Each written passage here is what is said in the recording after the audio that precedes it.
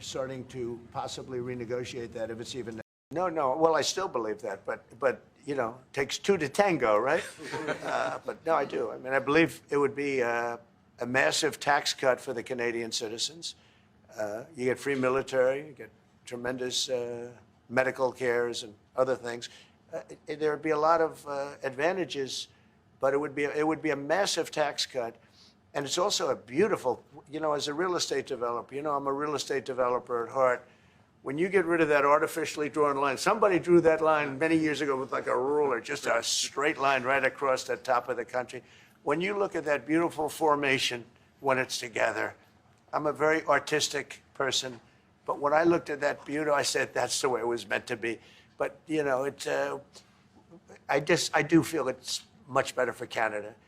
But we're not going to be discussing that unless somebody wants to discuss it. I think that there are tremendous benefits to the Canadian citizens, tremendously lower taxes, free military, which honestly we give you essentially anyway because we're protecting Canada if you ever had a problem. But I think it would really be a wonderful marriage because it's two places that get along very well. They like each other a lot.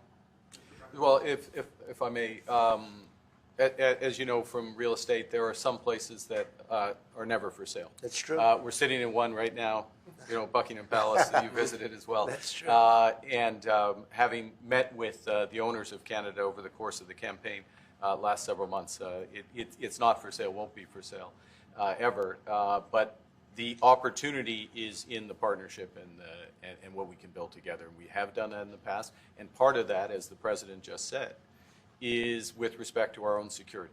And my government is committed for a step change in our investment in Canadian security and our partnership, and I'll say this as well, that the President has revitalized international security, revitalized NATO, and us playing our full weight in NATO, and that will be part of it. True. And they have, I must say, Canada is stepping up the military participation because Mark knew, you know, they were low and now they're stepping it up, and that's a very important thing. But never say never. Never say never. Moving into the United States, Honda, we have. If you consider what Mr. Carney just said, that Canada is not for sale, does this make the discussion a little more difficult to start on? No, not at all. No, not at all. No, time will tell. It's only time. But I say never. I've had many things that were not doable, and they ended up being doable, and only doable in a very friendly way. But if it's to everybody's benefit, you know, Canada loves us and we love Canada.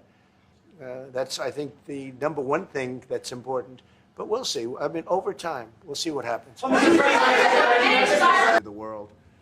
And this was a transitional deal.